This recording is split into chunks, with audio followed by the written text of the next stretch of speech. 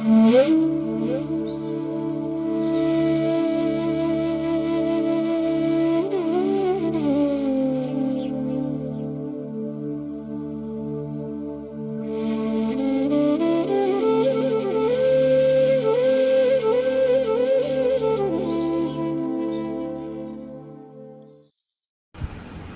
स्थापकाय च धर्मस्य सर्वधर्मस्वरूपिणे अवतार वरिष्ठाय रामकृष्णाय ते नमः।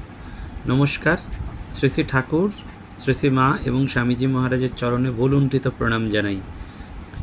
प्राणायाम बांगला यूट्यूब चैनेले सम्प्रचारित सत्कथाय प्रतिदिनेर मनन এই সুন্দর প্রভাতী অনুষ্ঠানে আপনাদের কাছে একটু আবেদন রাখছি যে আমাকে এক মহারাজ অনুরোধই করেছেন যে একটি আর্থিকভাবে সচ্ছল নয় মেয়ে বিএড পড়তে চায় এবং সেই বিএড পড়ার জন্য যে প্রয়োজনীয় কলেজের ফিস সেটা একটু জোগাড় করার পক্ষে তার প্রতিবন্ধকতা আছে। তো আপনারা ভক্তরা যদি একটু এগিয়ে আসেন তাহলে আমরা সবাই মিলে একটু সেই মেয়েটির পাশে দাঁড়াতে পারি। শুধু তো ভর্তি নয়, বুঝতেই পাচ্ছেন বই খাতা ইত্যাদিরও একটু খরচ রয়েছে। সবাই মিলে যদি অল্প অল্পও দেন তো বিন্দুতেও আমাদের একটু সিন্ধু হবে। তা সেইটি আপনাদের সকলের কাছে আমার আন্তরিকভাবে আবেদন রইল। এবং সেই আবেদনের সাথে সাথেই আমরা আজকে সাক্ষী গোপালের কথা স্মরণ করব। কারণ এই পুরীর রথযাত্রা, বলরাম মন্দিরের রথযাত্রা, এইসব রথযাত্রা আর উল্টো রথের মধ্যে আমরা যদি একটু সোমবারের পুণ্য সকালবেলায় সাক্ষী গোপালকে স্মরণ করি তাহলে মনে হয় আমাদের এই সৎকথার মননের একটা অন্য মাত্রা থাকবে। বলা হয় পদ্যাং চলনং ইয়া প্রতিমা স্বরূপ ব্রহ্মণ্য দেবাহি সতাগমম দেশং যথো বিপ্রকৃতে হদ্ভূতেহং তং সাক্ষী গোপালমহং নতোহস্মি। প্রতিমাস্বরূপ হয়েও যে ব্রহ্মণ্যদের বিপ্রের উপকারের জন্য বহুদিনের পথ পায়ে হেঁটে এসেছিলেন সেই অদ্ভুত লীলাপরায়ণ সাক্ষী গোপালকে আমি নমস্কার করি। শ্রী শ্রী কৃষ্ণদাস কবিরাজ বিরচিত শ্রী শ্রী চৈতন্য চরিতামৃত গ্রন্থের মধ্যলীলার পঞ্চম পরিচ্ছেদে রয়েছে মহাপ্রভুর এই সাক্ষী গোপালের দর্শনের বিষয়টি। তো নিমাই অর্থাৎ মহাপ্রভু তিনি কাটোয়ায় শ্রী শ্রী কেশব ভারতীর নিকট সন্ন্যাস গ্রহণ করে শ্রীকৃষ্ণ চৈতন্য নাম নিয়ে শান্তিপুরে অদ্বৈত প্রভুর গৃহে 10 দিন তার পরিবারদের সঙ্গে মহা আনন্দে কাটিয়ে সচিমাতার অনুমতি নিয়ে পুরী যাবার উদ্যোগ নিলেন। সঙ্গে যাবেন কে না শ্রী নিত্যানন্দ প্রভু, পণ্ডিত জগদানন্দ দামোদর পণ্ডিত ও মুকুন্দ দত্ত। পরিকরদের সঙ্গে নিয়ে নৃত্য গীত করতে করতে মহাপ্রভু চলেছেন। চলতে চলতে তারা এলেন উড়িষ্যার জাজপুর গ্রামে। সেখানে শ্রী বরাহ ঠাকুর দর্শন করে তাঁর স্তব করলেন এবং সেদিনের রাত্রিটা ওখানে কাটিয়ে পরের দিন যাত্রা শুরু করে উড়িষ্যার রাজধানী কটকে এসে পৌঁছলেন। বিশ্রাম নিচ্ছেন। কথায় কথায় শ্রী নিত্যানন্দ প্রভুর মুখে শুনলেন অদূরে সাক্ষী গোপালের সুন্দর একটি মন্দির রয়েছে। ঠিক হলো তারা সেখানেই যাবেন এবং গোপালের রূপ ও সৌন্দর্য দর্শন করে তারা বিমোহিত হলেন। তারপর প্রেমাবেশে আবিষ্ট হয়ে নৃত্যগীত সহকারে ভক্তদের সঙ্গে শ্রীকৃষ্ণ কীর্তন করে তার স্তব আরাধনা করলেন। সেই রাত্রিটা দেবাঙ্গনেই তারা কাটালেন। এবং কিছুদিন আগে শ্রী নিত্যানন্দ প্রভু ভ্রমণ করতে করতে যখন এসেছিলেন তখন লোকমুখে এই সাক্ষী গোপালের কথা শুনেছিলেন। তারা যেন আজকে সেই কথা মহাপ্রভুকে বলবার জন্য ব্যাকুল হয়ে উঠলেন। মহাপ্রভুকে উদ্দেশ্য করে সাক্ষী গোপালের অতীত কাহিনীটা বলতে শুরু করলেন যে বিদ্যানগর নামে একটি গ্রাম, সেই গ্রামে 2 জন ব্রাহ্মণ ছিলেন, একজন বৃদ্ধ কুলীন আর অন্যজন যুবা অকুলীন ও দরিদ্র। একদিন তারা তীর্থ ভ্রমণ করার উদ্দেশ্যে রওনা হলেন। প্রথমে গেলেন কাশী, তারপর প্রয়াগ, সেখান থেকে মথুরা। মন খুব খুশিতে ভরপুর। তীর্থ দর্শন করলে যেমন হয় সকলেরই মন আনন্দে ভরে যায়। তো মথুরা থেকে শুরু করলেন তারা বনভ্রমণ। বিভিন্ন বন, দ্বাদশ বন, গিরি গোবর্ধন সমস্ত দর্শন পরিক্রমা করে সব শেষে তারা বৃন্দাবনে এসে পৌঁছলেন। শ্রীকৃষ্ণের বাল্যলীলার স্থানেই বৃন্দাবন। গোপালের এখানে বিরাট মন্দির। এখানে যখন যেমন হওয়া দরকার মহা আনন্দের সঙ্গে গোপালের সেইভাবেই সেবা করা হয়। মন্দির, গোপাল ও তাঁর সেবা দেওয়ার পদ্ধতি দেখে 2 ব্রাহ্মণের খুবই ভালো লাগলো। কেশী তীর্থ ও কালীয় হ্রদে স্নানাদি করে বিভিন্ন শ্রীকৃষ্ণের বাল্যলীলার স্থানগুলো দর্শন করে মনটা তাদের এতই মোহিত হলো যে তারা ভাবলেন এখানে কয়েকদিন না থাকলেই নয়। বড় বিপ্র, ছোট বিপ্রর উদ্দেশ্যে বললেন, দেখো বাপু, এই মহাতীর্থে আর কোনোদিন আসতে পারবো কি না জানি না, আমার খুব ইচ্ছা 2-4টে দিন এখানে থাকার, বিশ্রামও হবে, আবার সকাল সন্ধ্যা গোপাল দর্শনও হবে, সবার ওপরে বৃন্দাবন বাস, সেটাই বা কম কিসের। বৃদ্ধ ব্রাহ্মণের এই প্রস্তাবে ছোট ব্রাহ্মণ সঙ্গে সঙ্গে সম্মতি দিলেন এবং যতটা সম্ভব খুব সেবা যত্ন তার করতে লাগলেন।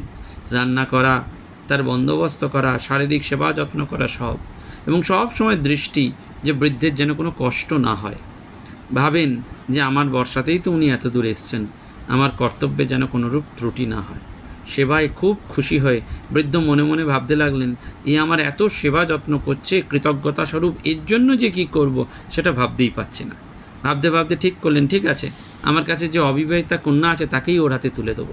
একদিন ছোট ব্রাহ্মণকে ডেকে বললেন যে, তুমি এই তীর্থে এসে আমার ভ্রমণে সেবা যত্ন করলে, নিজের ছেলেও এত করে না, এত পথ বেরিয়েও আমি একটুকু কষ্ট অনুভব করিনি, এর প্রতিদানে তোমার জন্য কিছু না করলে আমার সম্মান থাকে না। আমি ঠিক করেছি কৃতজ্ঞতা স্বরূপ আমার মেয়ের সঙ্গে তোমার বিয়ে দেবো। শ্রী চৈতন্য চরিতামৃতে রয়েছে, বড় বিপ্র কহে তুমি না করো সংশয়, তোমাকে কন্যা দেব আমি করিল নিশ্চয়। প্রস্তাবটা শুনে প্রথমে ছোট বিপ্র একটু হকচকিত হলেন, তারপর বললেন, এরকম অসম্ভব অবাস্তব কেন করছো, এ হতে পারে না। তুমি মহাকুলীন, বিদ্বান, অর্থবান, আর আমি অকুলীন, অজ্ঞ, গরিব, কোনোভাবেই আমি তোমার কন্যার উপযুক্ত পাত্র নই। ব্রাহ্মণ সেবায় কৃষ্ণ খুব প্রীত হয়, আর কৃষ্ণ প্রীতির জন্য তোমার সেবা করে আনন্দ পাই, আর আমি ভাবি যে আমার ভক্তি ভাব যেন দিন দিন বৃদ্ধি পায়। এরকম প্রস্তাবে ছোট বিপ্র মনে মনে খুশি হয়েছেন হয়তো, কিন্তু তার মনে সন্দেহ দানা বেঁধেছে ভেবে বড় বিপ্র বললেন, তুমি কেন এত সংশয় করছো? নিশ্চিন্ত থাকো, তোমার হাতেই আমি আমার কন্যাকে দেব। এইভাবে প্রতিজ্ঞাবদ্ধ প্রতিশ্রুতি শোনার পর ছোট বিপ্রর সন্দেহ যায় না। তিনি আবার মনে করিয়ে দিলেন যে, দেখো, তোমার দেশে স্ত্রী, পুত্র, অনেক আত্মীয় স্বজন, বন্ধু বান্ধব আছেন, তাদের সম্মতি না নিয়ে এরকম কঠিন সিদ্ধান্ত নেওয়া কখনোই উচিত হচ্ছে না। এবং তুমি জানো যে বিদর্ভের রাজা ভীষ্মকের কন্যা রুক্মিণীর বিয়ের ঘটনা। রুক্মিণী গুণবতী, রূপবতী জেনে শ্রীকৃষ্ণ রাজার কাছে তার কন্যাকে বিয়ের প্রস্তাব করে পাঠালেন। রুক্মিণীর তো একান্ত ইচ্ছা শ্রীকৃষ্ণের সঙ্গে তার বিয়ে হয়, রাজারও ইচ্ছা ছিল, কিন্তু কৃষ্ণ শত্রু সেই জরাসন্ধ এবং তার নিজের পুত্রের বিয়ের প্রস্তাবে বাধা দানে ভীষ্মক বিয়ে দেওয়ার ইচ্ছাটাকে ত্যাগ করতে বাধ্য হন। আর এক কৃষ্ণশত্রু কৃষ্ণেরই আপন মাস্তুত ভাই শিশুপালের সঙ্গে বিয়ে ঠিক করে বিভিন্ন দেশের রাজাদের নিমন্ত্রণ করলেন। রুক্মিণীর তো শুরু থেকেই কৃষ্ণকে বিয়ে করার ইচ্ছা। এইভাবে তিনি এটি বললেন। ছোট বিপ্রের মন থেকে সন্দেহের কাঁটা একেবারেই যাচ্ছে না। তখন তিনি বললেন, ওই বড় বিপ্র একেবারে দৃঢ় প্রতিজ্ঞ হয়ে, যে আমার মেয়ে আমার নিজের ধন, সে ধন আমি তোমাকে দেবো, এতে নিষেধ কে করবে? সকলের সামনে আমি আমার মেয়েকে তুলে দেবো, এই আমার প্রতিজ্ঞা, তুমি নিশ্চিন্তে থাকো। এরকম অঙ্গীকার পাওয়া সত্ত্বেও ছোট বিপ্রর মন থেকে যাচ্ছে না। তিনি বললেন, ঠিক আছে, তোমার কন্যা আমার হাতে তুলে দেওয়ার প্রতিশ্রুতি এই মন্দিরের গোপালের সামনে দাঁড়িয়ে পরিষ্কার করে বলো। ছোট বিপ্র কহে, যদি কন্যা দিতে মন, গোপালের কাহে কহ এ সত্য, গোপালের আগে কহ এ সত্য বচন। গোপালের আগে বিপ্র কহিতে লাগিল, তুমি জানো নিজ কন্যা ইহারে আমি দিল। ছোট বিপ্র কহে, ঠাকুর তুমি মোর সাক্ষী, তোমা সাক্ষী বলাইমু যদ্যন্যথা দেখি। অঙ্গীকার মতন গোপালের সামনে করজোড়ে দাঁড়িয়ে বললেন যে, তোমাকে সাক্ষী রেখে আমি প্রতিজ্ঞা করছি, আমি এই ব্রাহ্মণের সঙ্গেই আমার কন্যার বিয়ে দেবো। দেখো ঠাকুর, তুমি সাক্ষী রইলে, এই ব্রাহ্মণ যেন কোনোদিন তার প্রতিশ্রুতি ভঙ্গ না করে। ছোট বিপ্র গোপালের সামনে এটি নিবেদন করলেন। বেশ কিছুদিন বৃন্দাবনে বাস করে দুই ব্রাহ্মণ নিজের দেশে ফিরে এলেন, নিজের নিজের ঘরে চলে গেলেন। বেশ কয়েকদিন গেছে, বৃদ্ধ ব্রাহ্মণের মনের মধ্যে বারবার সেই প্রতিশ্রুতি, প্রতিজ্ঞা আনাগোনা করছে। কিভাবে? কারণ বিয়ে বলে কথা গোপনে তো দেওয়া যায় না, স্ত্রী, পুত্র, আত্মীয় স্বজন সবাই জানতে পারবে। কি করবেন ভেবে কুলকিনারা পাচ্ছেন না। হঠাৎ একদিন মনটাকে শক্ত করে প্রতিজ্ঞার কথা সকলকে ডেকে তিনি সবিস্তারে বললেন। বৃদ্ধ তার বক্তব্য একটা সভা করে ডেকে বললেন। বলতেই সবাই হৈ হৈ করে বললেন, সর্বনাশ, এ কথা খবরদার মুখে আনবে না। ওই অকুলীন দুস্থের ঘরে মেয়েকে দিলে বংশের মান মর্যাদা থাকবে না। সেবায় খুশি হয়ে গোপালের সামনে আর কি কিছুই তোমার দেবার কথা মনে এলো না? সকলে হাসাহাসি করলেন, ঠাট্টা করলেন। দেখো, তীর্থে গিয়ে গোপালের সামনে যে কথা দিয়েছি, সে কথা কি করে আমি রাখবো না বলতে পারো?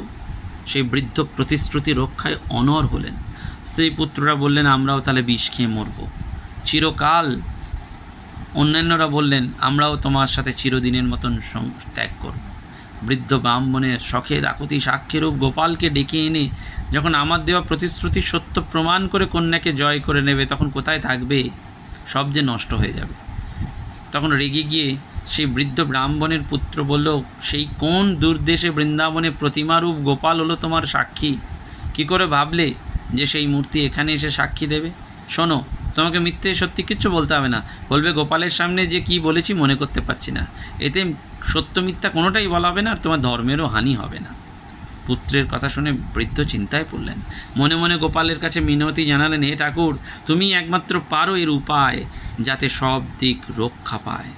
মনকে প্রবোধ দিতে পারছেন না, মন তার কুড়ে কুড়ে খাচ্ছেন। হঠাৎ একদিন সেই ছোট ব্রাহ্মণ ভক্তি ভরে প্রণাম করে বৃদ্ধ ব্রাহ্মণের সামনে এলেন এবং সেই বিবাহের প্রসঙ্গ উত্থাপন করলেন। অঙ্গীকারের কথা মনে করিয়ে দিতেই বৃদ্ধ ব্রাহ্মণ বাক্রুদ্ধ হয়ে গেলেন এবং রীতিমতো তার আত্মীয় স্বজন পুত্ররা যখন এলেন তার সামনে তারা রাগতস্বরে বললেন, তোমার সাহস কম নয়, তুমি অধম হয়ে আমার বোনকে বিয়ে করতে চাও, বামন হয়ে চাঁদে হাত। এইভাবে তিরস্কার করে সেই ব্রাহ্মণকে তারা ভাগিয়ে দিলেন। এই ঘটনার কয়েকদিন পর গ্রামের লোকেরা এই দুই ব্রাহ্মণকে ডেকে সভার আয়োজন করলেন এবং ছোট ব্রাহ্মণ সকলের সামনে বড় ব্রাহ্মণের প্রতিজ্ঞার কথা পুনরায় ব্যক্ত করলেন। সবাই যখন সত্যতা যাচাই করলেন তখন ওই বড় ব্রাহ্মণ অভিনয় করার মতন বললেন, কবে কোথায় কাকে কী প্রতিশ্রুতি দিয়েছি আমার এখন কিছুই মনে নেই। তার পুত্র উচ্চৈস্বরে বোঝাতে লাগলেন যে তার বাবা যখন তীর্থযাত্রায় যান তখন অনেক টাকা পয়সা ছিল, সেই অর্থ দেখে হয়তো এই ছোট ব্রাহ্মণের লোভ হয়, অর্থ হস্তগত করার ইচ্ছা হয় এবং তার ফলেই এই পরিণতি। সবার লোকেদের মনের ভাব আন্দাজ করতে পেরে ছোট ব্রাহ্মণ বলেন, মহাজন, আপনারা আমার কথা শুনুন, আমি কখনো ওনার কন্যাকে বিয়ে করার লোভে অসত্যের আশ্রয় গ্রহণ করিনি। তীর্থে তীর্থে ভ্রমণ করার ফাঁকে আমার সেবায় অতীব সন্তুষ্ট হয়ে বড় ব্রাহ্মণ তার কন্যাকে আমার সাথে বিবাহ দেবেন এইভাবে প্রতিজ্ঞা করেছিলেন এবং সমস্ত ঘটনাটি তিনি বললেন। গোপালের সাক্ষী রেখে যে কথা সেটিও তিনি উল্লেখ করলেন। বৃদ্ধ ব্রাহ্মণ কোনো উপায়ন্তর দেখলেন না এবং সকলের সম্মুখে কন্যা দেবার প্রতিশ্রুতি দিলেন এবং পুত্রের পরামর্শে একটা শর্ত লাগলেন যে গোপালকে নিজে এসে এখানে সাক্ষী দিতে হবে। আমি যদি সত্যি সত্যি কন্যা দেবার প্রতিশ্রুতি করে থাকি তবে নিশ্চয়ই গোপাল সে কথা প্রমাণ করবেন। উনি দয়াময়। পুত্র শর্তে রাজি হয়ে গেলেন এবং বললেন, মূর্তিরূপী গোপাল সাক্ষী দিতে আসবে না এবং এই বোনের বিয়েও এইভাবে হবে না। ছোট ব্রাহ্মণও রাজি হলেন। একটা পাকাপাকি বন্দোবস্ত তো হলো। সবার মাঝে উপস্থিত সকলের সামনে একটা কাগজে প্রস্তাবটা লিখে দুজন সই করে যেন দ্বিতীয়বার কথার খেলাপ সুযোগ না হয় সেই জন্য বড় ব্রাহ্মণের ওপর ছোট ব্রাহ্মণ অগাধ আস্থা, বিশ্বাস এবং ভক্তির নমুনার স্বরূপ বললেন যে ইনি প্রতিজ্ঞা করেছিলেন সত্যনিষ্ঠ ধর্মপরায়ণ। খুব ইচ্ছা ছিল যে তার স্ত্রী পুত্রের এই আত্মহত্যার হুমকির ভয়ে তিনি উল্টো দিকে এই কথা বলছেন, দেখা যাক কী হয়। সবাই নানান রকম হাসি ঠাট্টা করলেন এবং এইভাবে তারা উপহাসও করলেন। একদিন ছোট ব্রাহ্মণ বৃন্দাবনে গিয়ে উপস্থিত হলেন।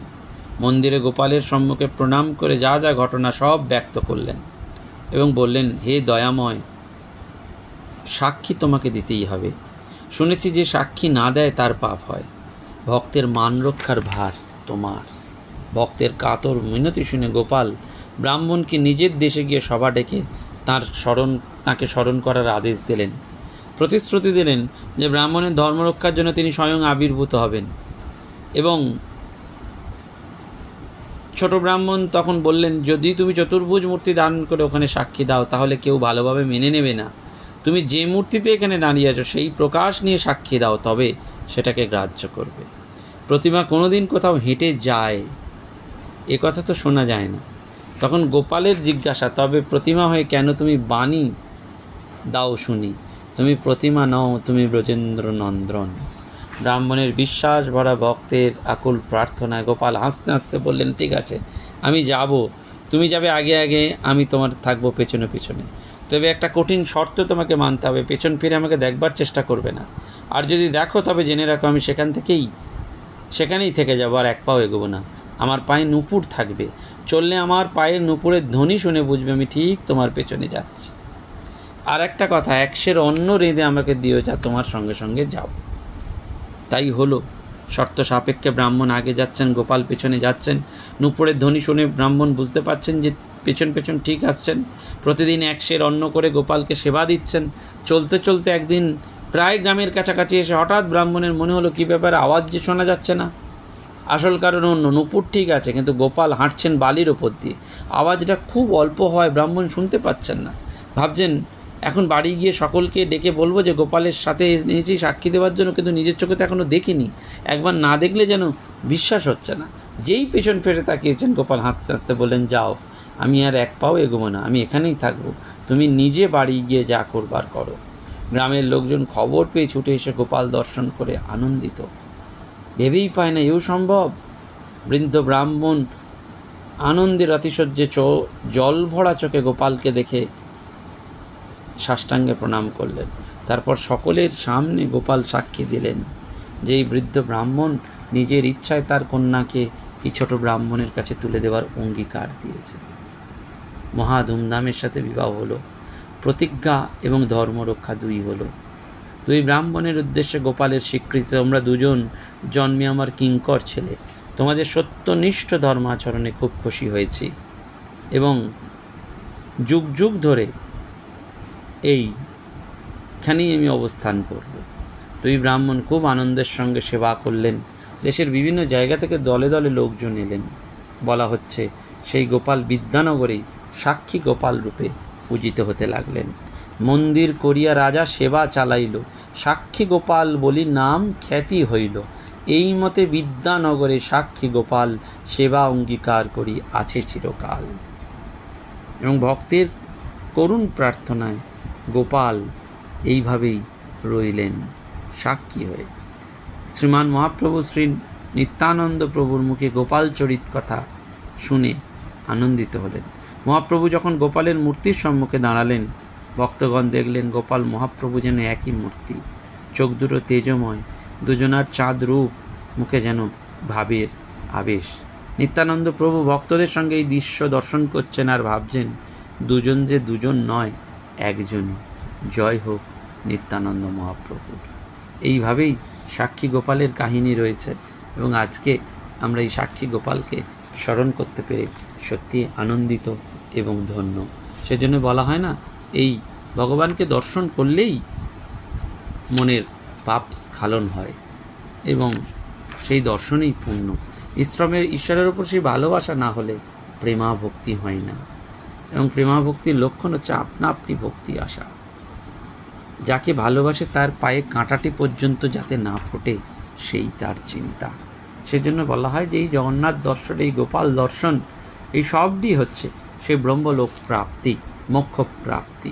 এবং স্থূল চোখেও জগন্নাথ দর্শনে এত ফল লাভ হয় না। এই জগন্নাথ তত্ত্ব এবং ভক্তিভাব জানলে যেটি হয়, তিনি বিশ্বমূর্তি ভগবান গোপাল রূপেও তিনি রয়েছেন, সাক্ষী গোপাল। জয় জগন্নাথ স্বামী নয়ন পথগামী ভবতু মে। নমস্কার, ধন্যবাদ। প্রাণারাম প্রাণারাম প্রাণা